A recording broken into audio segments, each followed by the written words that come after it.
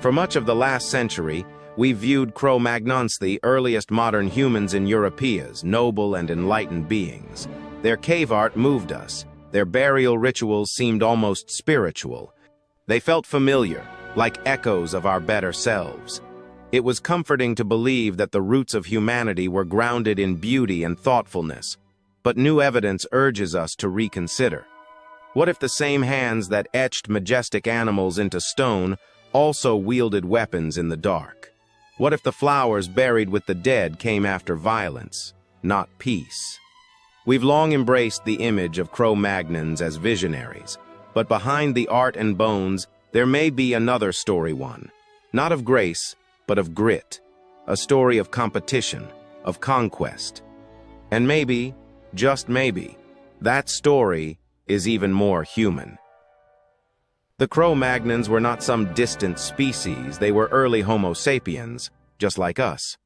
They arrived in Ice Age Europe nearly 45,000 years ago, and while their bones match ours, their lives were forged in a world far harsher than our own. These were not gentle thinkers wandering through meadows. They were tall, powerful, and built for endurance, adapted to track prey for days, to fight, and to survive. Compared to the stocky Neanderthals or the smaller Homo floresiensis, Cro-Magnons were giants both in size and ambition. While they shared the earth with other human cousins, they didn't share it for long.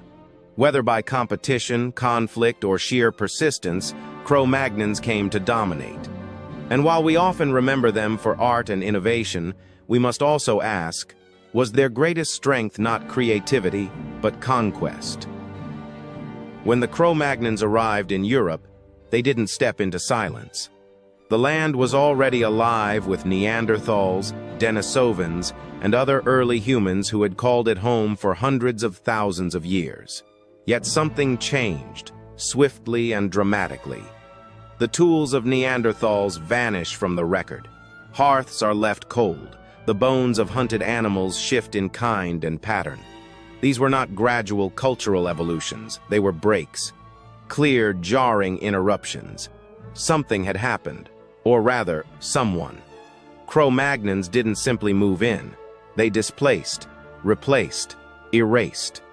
Whether through conflict, competition, or sheer force of will, they rose and others fell. This was not just migration, it was the beginning of dominance. A quiet, ancient conquest, played out not in cities or scripts, but in fire and bone. For years, we wondered, how could a species so resilient, so deeply rooted in Europe, vanish so completely? The Neanderthals weren't weak. They hunted, built shelters, buried their dead. Yet within a few thousand years of Cro-Magnon arrival, they were gone. Theories once pointed to climate or disease, but the evidence tells a colder truth. Skeletons with trauma wounds, campsites razed, layers of ash where homes once stood. Not a single war, but relentless waves of pressure. Cro-Magnons, with sharper tools and more coordinated tactics, slowly encroached on Neanderthal lands, pushing them back, group by group, valley by valley. It may not have looked like war as we know it, but it was conquest all the same.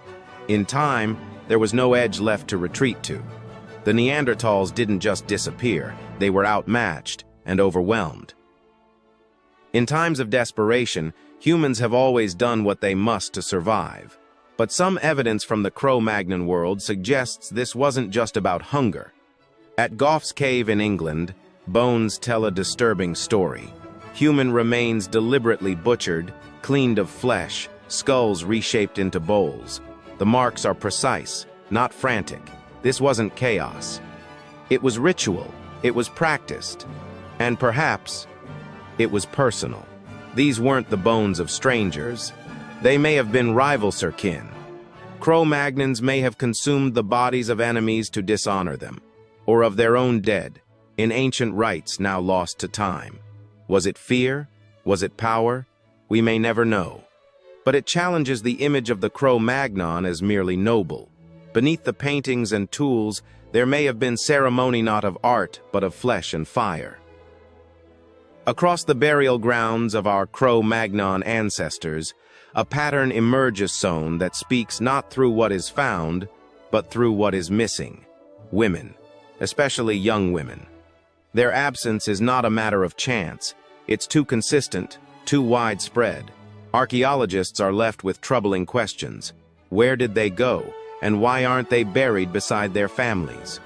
One haunting theory suggests that Cro-Magnon groups may have raided neighboring bands, killing the men and taking the women as captives. It's a pattern seen throughout recorded history, from tribal warfare to empires. But this would place its roots over 40,000 years ago. If true, it means that even in our earliest days, we were not only survivors, we were strategists, and at times aggressors. And that the history of women in war may be far older than we ever imagined. The Cro-Magnons were not merely hunters, they were tacticians, engineers of survival. Their tools, once thought to be made solely for hunting animals, reveal a more complex and unsettling purpose. Spear points, chipped with deadly precision, bows designed for range and power, weighted projectiles thrown with devastating force. These were not crude instruments of chance, they were weapons of choice. And their targets weren't always beasts of the forest. In many archaeological sites, we find signs that these tools were turned against other human rival groups competing for territory, for mates, for resources. The Cro-Magnon toolkit evolved with a focus on efficiency not just in the hunt, but in the conquest. Warfare, it seems, was not born in cities. It may have begun in icy valleys and ancient forests where the first humans learned to kill each other.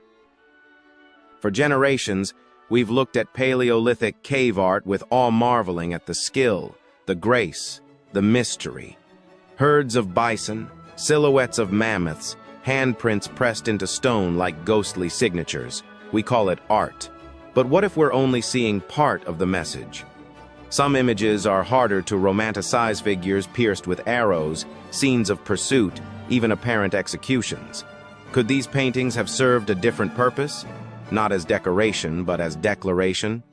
Warnings to trespassers, memorials of conquest, claims to territory etched into the earth itself. A 30,000-year-old image of a dying man may not be a myth, it may be a memory. A massacre turned into symbol. And if that's true, then cave walls weren't just canvases. They were the first billboards of human power. It's uncomfortable to imagine, but history rarely offers comfort. Some anthropologists now believe that the Cro-Magnons, our own ancient ancestors, may have engaged in early forms of tribal exclusion. Not based on race, a concept that hadn't yet formed, but on identity, on who belonged and who didn't. In a world divided by valleys and language, a stranger wasn't just unknown, they were a threat. And so, bands of humans may have hunted not just animals or enemies in war, but outsiders. Those who looked different, spoke differently, or followed other rituals. It wasn't ideology, it was instinct. But the pattern is hauntingly familiar. Us versus them.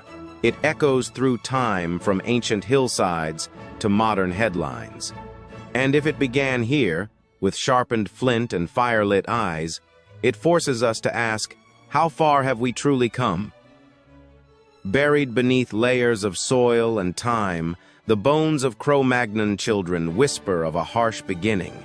Healed fractures, stunted limbs, signs of malnutrition etched into growing frames. These were not the wounds of play, they were the scars of survival. These children came of age in a world where scarcity was constant and safety was earned if ever granted. Their days were shaped by hunger, by cold, and possibly by bloodshed. What did they see? A father felled by a rival spear? A village scattered by fear?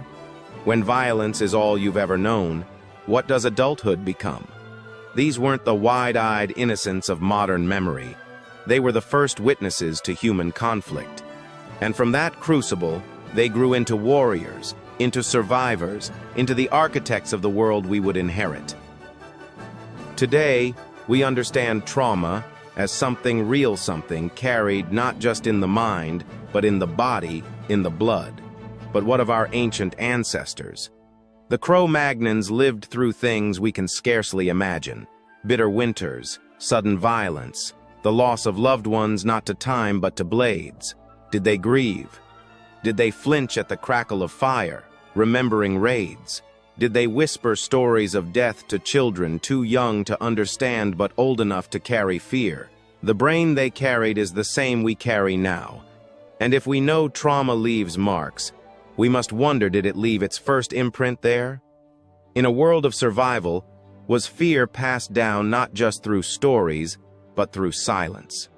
Perhaps, in their bones, in their dreams, the very first shadows of human sorrow began. By 10,000 BC, the world looked very different. The Neanderthals were gone. The Denisovans had disappeared into genetic shadows. Other early human cousins had vanished without a trace. Only the Cro-Magnons remained. They hadn't simply survived, they had emerged as the dominant force. They outthought, outfought, and outnumbered every rival. What began as competition became conquest. They spread across continents, reshaping the human story in their image. The age of many became the age of one. Coexistence, whatever fragile balance once existed, was over. In its place rose a new kind of human dominance. From those who painted the caves and wielded sharpened flint came the first conquerors. And with them, the seeds of everything we would become: our wonders, our empires, our wars. The legacy of Cro-Magnon was not just endurance, it was supremacy. We like to think we've evolved beyond our past, that technology, society, and reason have lifted us above our primitive roots. But if the Cro-Magnons were our ancestors in body, were they also our ancestors in spirit? If they conquered, excluded, and consumed, can we honestly say we haven't done the same, only with sharper tools and grander justifications? Perhaps the wars we wage today, the borders we draw, the fears we harbor, they aren't modern at all. Perhaps they're echoes, genetic memories. What if we haven't escaped their instincts but simply refined them? Are we more enlightened or just more efficient? It's not a comfortable question, but it may be the most honest one we can ask. Because sometimes, to understand where we're going, we have to look back and ask whether we're still carrying the shadows of who we once were. With each passing year, the ground offers us new voice bones long buried, tools once held by hands like ours, and each discovery reshapes what we thought we understood. Cro-Magnons were not simple. They were not just painters in caves or hunters of mammoth. They were complex, layered, and at times terrifying. They created beauty, yes, but they also brought destruction. They journeyed across continents, but in their wake, others disappeared. They built, they erased. The more we dig, the more contradictions we uncover. They were us at our most curious and at our most cruel. The fossil record is not a dry archive. It breathes, it whispers, and in those whispers, we hear not just history, but warning. Because the story of the Cro-Magnons is not finished, it continues in us. The Cro-Magnons left no written language, no cities, no monuments carved in stone, but their legacy is everywhere in our bones, our behavior, our fears. They shaped the world not only with tools, but with choices, with dominance, with silence. They were not monsters, no, but neither were they saints. They were human, raw, unfiltered, and unflinching. In them, we see the blueprint of both creation and destruction. Their hands lit the first fires and raised the first weapons. And though they vanished in name, their shadow never left. It stretches across every battlefield, every act of conquest, every quiet decision made from fear instead of hope. To know them is not to judge them. It is to recognize the mean ourselves, because their story didn't end in the Ice Age. It still walks with us. If this story challenged you, stay with us. At Prehistoric Shadows, we uncover the forgotten truths of ancient humanity, those buried beneath rock, time, and myth. Because if we don't tell these stories, no one will. Subscribe to Prehistoric Shadows. Because history didn't just happen, it's still with us.